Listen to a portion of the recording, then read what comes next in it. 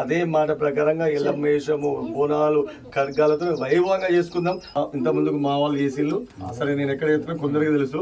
కార్యక్రమం అయిపోయేంత వరకు నేను ఏం చేస్తానా అనేది మీరు గమనించి చూడండి. ఎంత బాగా మీరు ఇంతవరకు చేసిళ్ళు 40 ఏళ్ళు అంటే ఇప్పటికి ఒక 10 సార్లు వేయవచ్చు అనుకుంటా. మీరు పండుగ మీకు అనుభవాగ్యులను అన్నీ తెలుసు.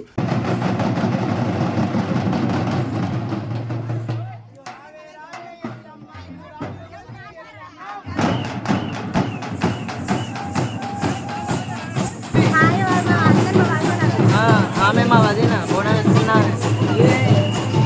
గంగారంలో ఉన్న వదిన మా ఇంటి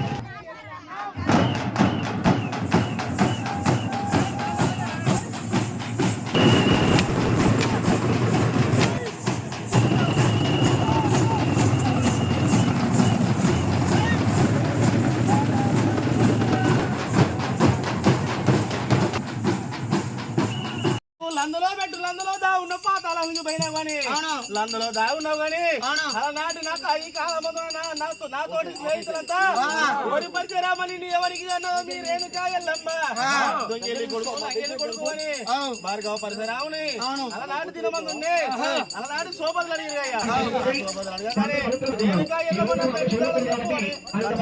ఎంత ఎంత వేడుకున్న రేణుకా ఎల్లమ్మ లందులో నుంచి వస్తారయ్యా. ఓహో నీకెన్ని మాయలను నాకన్ని మాయలు అని చెప్పేసి ఎప్పుడైతే శ్రీ భార్గవ పరిచయరాముడు భుజాన గొడ్డలు పెట్టిండు, భుజాన గొడ్డలు పెట్టి పంచరంగుల పట్నం వేసిండు. పంచరంగుల పట్నం లోపల పాలకాయ కచ్చకాయ అన్ని పెట్టి రేణుకా ఎల్లమ్మయ్య నువ్వు లేవవు కదా, ఇక నీకెన్ని మాయలు నాకన్ని మాయలు నా మాయ రూపం చేత ఇక నిన్ను లేపుతాను ఎప్పుడైతే చెప్పిండు, నిన్ను లేపుతాను ఎప్పుడు చెప్పిండు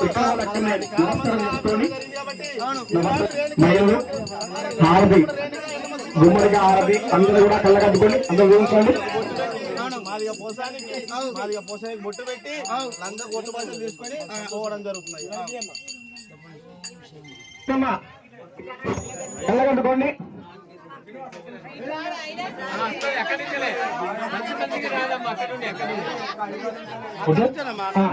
నమ పార్వతి పదవే హర హర నమ పార్వతి నమ పార్వతి పదవే హర హర నమ హర హర శంభు హర హర శంభు మహదేవా హర హర శంభ హర హర మహదేవా హర హర